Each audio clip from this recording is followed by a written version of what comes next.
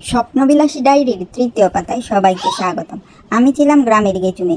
গাছে গাছে ছড়ে বেড়াতে আমি খুব ভালোবাসতাম। আমাদের বাড়ির বাহিরে উঠোনে একটা জাম্বুরা গাছ ছিল। গাছটা ছাতার মতো ছড়ানো ছিল। আমি দিনের বেশিরভাগ সময় এই গাছে উঠে শুয়ে বসে থাকতাম। শুকনো সব ধরনের খাবার এই গাছের ডালে শুয়ে শুয়ে খেতাম। সকালে বিকালে বই পড়তাম এই গাছের ডালে শুয়ে। গাছের ডালগুলো যেহেতু ছড়ানো ছিল, বেশিরভাগ ডাল পাশাপাশি ছিল। একদিন দুষ্টুমি করতে গিয়ে পাশাপাশি দুটি ডালের মাঝে আমার মাথা আটকে গেল। প্রথমে নিজে বের করতে চেষ্টা করলাম, এরপর না পেরে কান্না শুরু করলাম। কান্না শুনে আম্মা এসে দেখে এই অবস্থা। আম্মা দাদুকে ডেকে আনলো। দুইজন ডাল টেনে ধরে অনেক চেষ্টা করলো, কিন্তু বের করতে পারলো না।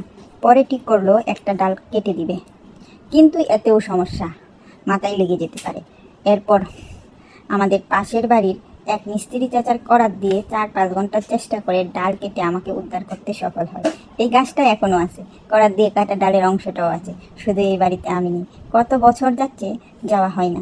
জানি না কোনো দিন যেতে পারবো কিনা, কিন্তু মনটা এই বাড়ির আনাচে কানাচে ঘুরে। স্বপ্নবিলাসী ডায়েরির তৃতীয় পাতা এখানেই শেষ করলাম। ভালো লাগলে পাশে থেকো। আল্লাহ হাফেজ।